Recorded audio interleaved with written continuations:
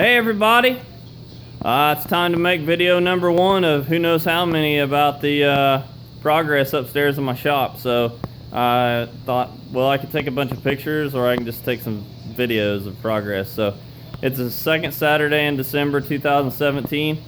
I'm downstairs right now. We're gonna head upstairs, show you all the progress, give you a tour, and then you know, we'll wrap it up and then I'll take a video when I get some more stuff done. Here we go. So this is downstairs in my shop. Got some games on. The old Jeep. Working on Trent Todd's dirt bike here. He's having some recluse issues. Got that going on. Workbench over there. And that's our dirt sickles. And then that's a little moto trailer that well, it's a trailer I'm turning into a moto trailer. Okay, first thing we got done was Jordan and I have been doing most of the work. Jordan Eckelberger, the man, the myth, the legend. We got this ductwork done. Last winter, me and Micah got this run done. Micah, my son. Other people know him as Mike, yeah. Anyway, there's some diffusers. Keeps it nice and toasty down here, okay? Really nice, okay, but what we didn't have done was this other run that goes upstairs. We got that done, cut a hole in the ceiling and then put another 10-inch pipe in there so we have some airspace so that nothing gets hot. We have some dampers here. Right now I have downstairs completely shut off, but it's probably still 70 degrees down here because of the heat that's just coming off this stove. All the air is going upstairs. I just barely have this thing where it has any air, and it is ripping some heat. That is a beautiful thing right there, everybody.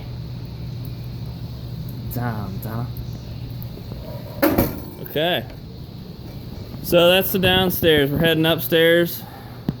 Here we go. Heading upstairs. Bathroom's on my right. We can tour that some other day. Turn, we go upstairs. Up here to the Mecca. Okay, walk straight ahead. This is kind of the closet area. I'm gonna get over here. I'm gonna turn around. Kind of give you a full view of the upstairs here. Okay. Everybody has their bearings, I hope, and not throwing up yet. Okay, so first thing we did was we blew in all this insulation. I had about 4 or 5 inches, and now we've got about 10 inches of insulation up here. So we already had this floor in here. It's been in here about 5 years. I've been saying for about 5 years I'm going to finish this upstairs in the wintertime, and I haven't got to it. So Jordan thankfully lit a fire under my ass, and here we are. So here we go. That's where the ductwork comes up through the ceiling there, and then elbows over 8-inch T, and then it gets choked down to 6-inch. Goes over there towards the east, towards the west, back up a little bit. Okay, got 3 registers. There's no insulation up here right now, and it's plenty warm to work. It's probably 55,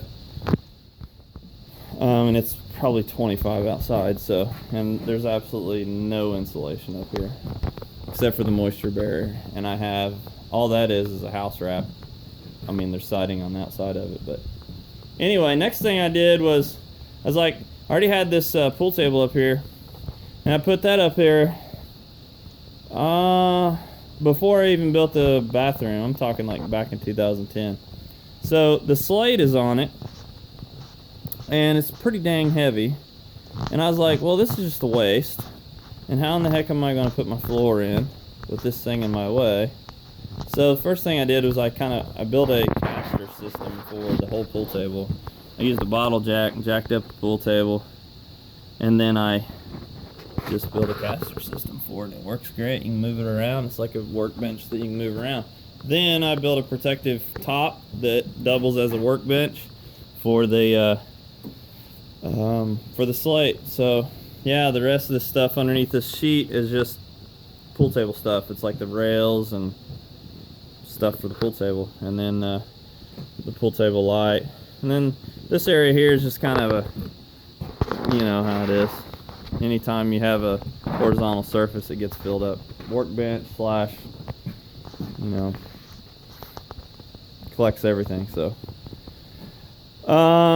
yeah, so the next thing we got, try to wrap this up, is we had a little setback because I built this shop in 2010, and we're looking right now at the south wall.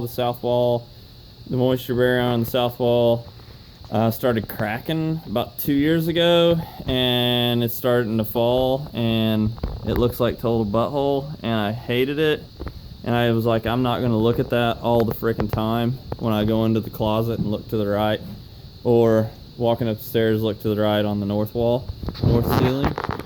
But you can just see what it's doing up there.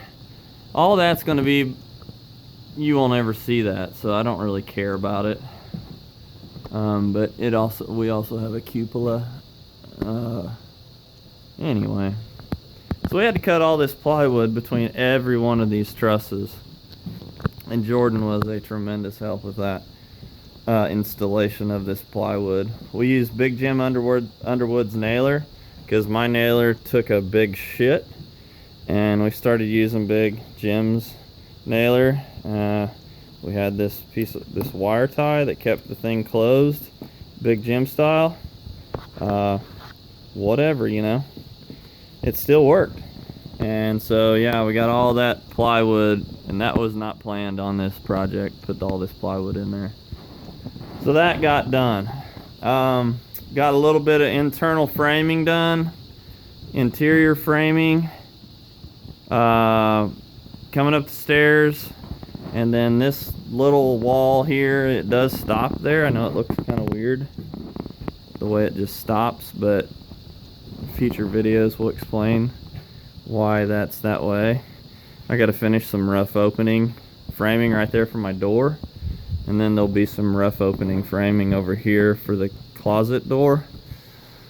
And then I've got some rough opening or some framing to do for the cupola. And all that'll be in the next video. So, and obviously I've got some framing to do on the bar and such, so got a lot to do. Still got the electrical, still got insulation, still got some plumbing work to do up here, all kinds of stuff.